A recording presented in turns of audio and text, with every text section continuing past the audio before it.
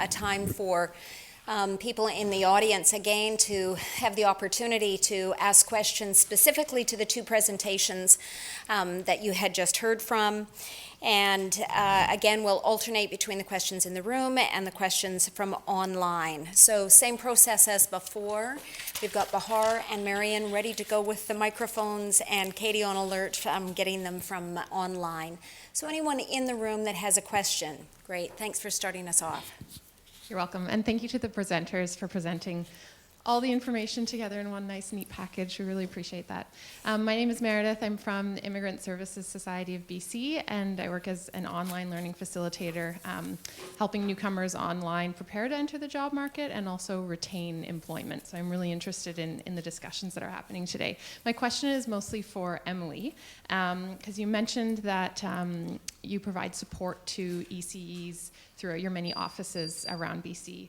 And you also mentioned that the Ministry of Health and Family and Child Development is responsible for the licensing regulation for opening a new business, but I was wondering if you offer any support to certified ECs who are trying to open their own childcare business, specifically for newcomers who may be new to opening a new business in childcare, and whether there's any support for that. That's a great question. Actually, one of our key partners, the Child Care Resource and Referral programs that happen in every region of BC, are the best contacts for people that are interested in opening up their own childcare program, and they walk through that, as well as the licensing officers within the Ministry of Health will give lots of documents to support that transition. Katie, do you have anyone from online? I do, and we're really excited today because we have participants online from Saskatchewan and Alberta as well. So Bob from the Saskatchewan Intercultural Association would like to ask a question to both of you. Do you have advice for how best to find work placements for clients in employment readiness programs that include work experience requirements? Minerva, do you want to start that one up? What we have is our job board. So we don't recruit on behalf of our industry or hire on behalf of our industry. So our employers post a job for free, and what we do, we ensure that they're a tourism employer in BC, and of course the ad is legal. So job seekers would apply directly to those jobs. Did I answer his question? I think so. I think we're looking more along the lines of work experience requirements. So I'll just read this part again. To find work placements for clients in employment readiness programs that include work experience requirements. Okay, all right.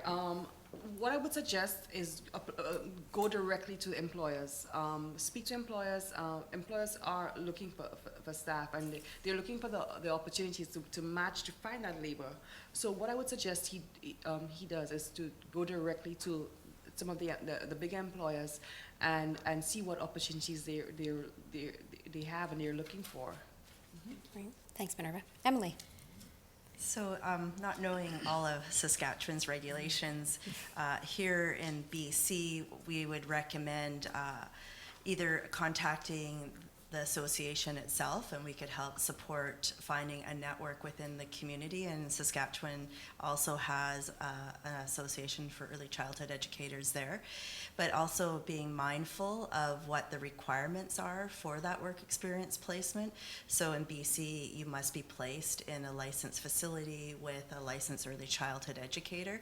So not to be confused for those clients that might be placed other places, but it really is a fragmented, we don't have a system in place throughout Canada to guide people, so it really is another place that people will have to go to the employer and ask to be placed in for a work experience. Thank you, Emily. Do we have another question in the room? Great, thank you. Hello, my name is Lamin from Mount Pleasant Neighborhood House. This question goes to Neriva Ward. You do talk about some training opportunities that you provide to clients, like serving rights and food safe. Just wondering, is there any fee attached to those trainings that you provide to people? Is there any charges? Yes, they're both paid programs, and there are different fees associated with both of them. You could take them online, or Serving It Right, you take either online or through a manual, and there are different fees for both. And Food Safe, it's also has a fee attached to it. They're not free programs. So your clients can actually go online to register for them and take those programs. Food Safe is done by correspondence, and all the details of how the exam is run and so on is also on our website. But they're not free programs; they're paid programs. They are paid programs. Sorry, the second question would be like the recruitment process. Like, if I'm looking for a job in the tourism industry, and I wanted to go through Go HR. I mean, how does the recruitment process go? Do I have to go online and complete an application, or how do we connect to make sure that we are in touch and you are trying to help me out to get some information, so connections with the tourism industries that I wanted to work on. Like, how does it work? Okay, so like I said, we don't recruit on behalf of our industry. We do provide resources for job seekers. So there are career profiles to see, for example, if you're interested in, let's say, in outdoor guiding, what an outdoor guide is required to do, what the description is, the conditions of work, that sort of thing. But you would apply directly for the jobs that you're interested in. So employers post their jobs onto our website, and you apply directly for those jobs. And of course, you prepare your resume just according to the Canadian standards. And we do have articles on how to prepare your resume, your cover letter, that sort of thing, how to prepare yourself for the interview. So from that respect, we do offer resources, but we are not an intermediary between job seeker and employer. Right. Thank you. Katie, another one from online. Yes, I have a question from Maria from Collingwood Neighborhood House, and she asks, why do you think there is a shortage of people willing to work as a server, cook, beverage servers, etc.? Are the requirements too high that newcomers cannot have access to those jobs? I do not think so. I don't think the requirements are too high. I think that there is just the growth of the industry, that the industry is growing, new operations are opening up, there's increased demand for those products and services, and in some regions, just a sheer shortage of labor. The reality is our industry is seasonal. A lot of it is part-time. So students work for the summer, they leave. Some jobs are available after that, and some are not. So there are a number of challenges. One is just a natural shortage of labor. Another one is that our industry is seasonal. A lot of it is part-time work. So it's definitely not out of the reach of new immigrants. Absolutely not. These are good entry-level jobs for new immigrants to gain that first level of experience in Canada. And we definitely encourage new immigrants to see those as opportunities for them as well. Great, thank you. And I think we've got a question down. Thanks, Bahar. My name is Olga. I am from Diversity, and I have a question to Emily. What is immigrant turnover in early childhood education among early childhood educators? And what do you consider the main barriers for immigrants approaching this industry? Thank you. So I actually don't have stats on the turnover within the immigrant community. It's an overall arching turnover. Our struggles with retention within the sector is all-encompassing. Some of the barriers that I have noticed, particularly disseminating the recent student bursary we've had, is the low English understanding and the requirements within the post-secondary institutions. We have seen some barriers through that and understanding that process. So we were able to give $300 per course up to $1,500 per semester. But that became a real barrier for a lot of newcomers to our communities, as well as understanding current cultures, practice, and philosophy. What's happening here in BC might be quite different from the regions that they're from. So having a good understanding of those philosophies here in British Columbia and how those mesh. And on the other flip side, as being a past employer for early childhood educators, I would often hire based on having people representing the children I was supporting. So particularly here in the Lower Mainland, we would see that lots of employers would be quite interested in hiring immigrants if the children that represented the children, and they could have a strong understanding where those families were coming from. So there's sort of both sides of the story there. Right, thank you. Katie, another online one. Sure. I'm going to ask the question as it's written, and then we'll see to what extent your knowledge is of the Express Entry program and the changes to Canada's Temporary Foreign Worker program. So the question is, following the reforms to Canada's Temporary Foreign Worker program, do you anticipate more tourism employers to turn to the Express Entry program? It's difficult for me to answer that at this point. I know that the changes have affected our industry significantly. The reality is that in a number of regions of the province, our industry relied a lot on the Temporary Foreign Worker program, just because of the nature of our industry and some of the more remote locations. Whistler, for example, relied heavily on the Australian market. Whistler has these resort communities have a special dynamic, lack of limited housing, expensive housing. So it has to be a certain clientele who goes there to work. So we have experienced, our industry has been hard hit by those challenges, and to a great extent trying to do otherwise, basically. So I'm not sure right now what uptake there will be on the Express Entry program. It's something that we'll be looking into over the next few months and the next year to see what successes our industry has been able to have with that program. So it's a bit too early to say right now, but we have definitely been affected by the changes. Great, thank you. We have time for one more question. Is there one more in the room?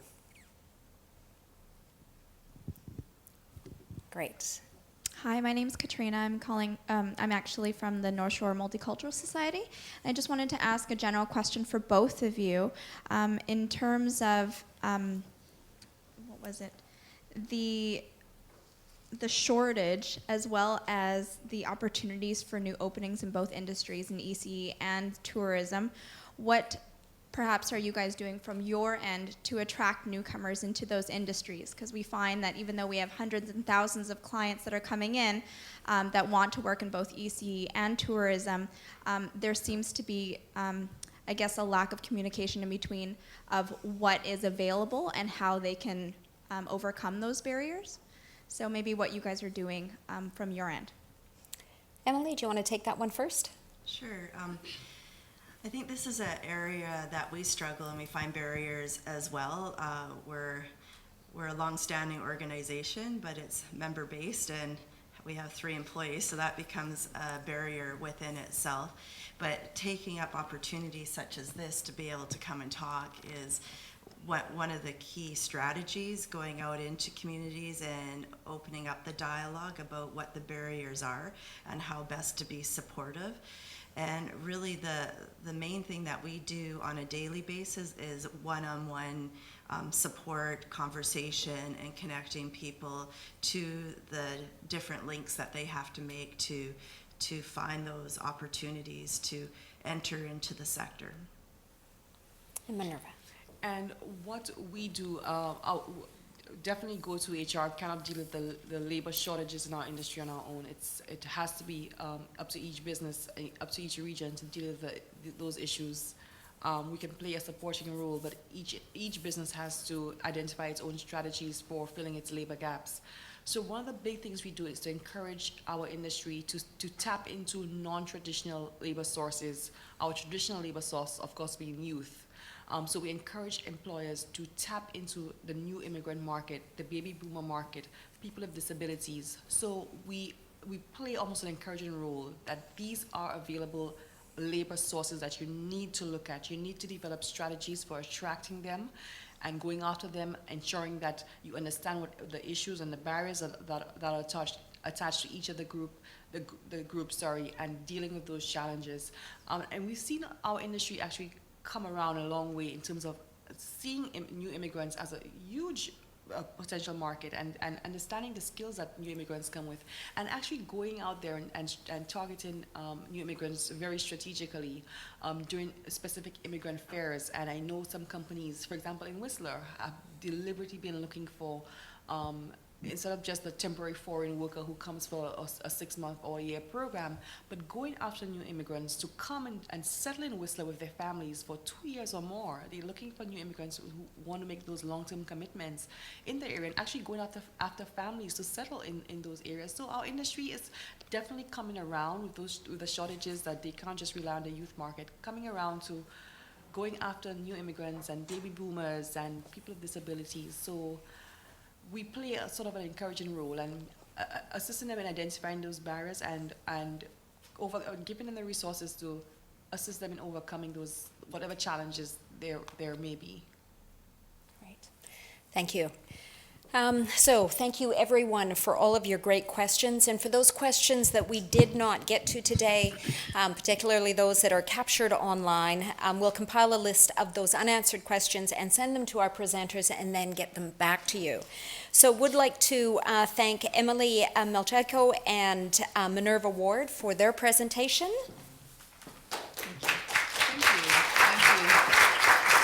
Please accept that just as a small gift of gratitude for your work with the settlement services. And as well, Claudine Vidallo, who is also going to be able to stay around. So if you've got some one-on-one questions that you're interested, please do take the time to have a conversation with them. Thank you all for who has joined with us today to learn and pose these questions that are a very important part of our conversation.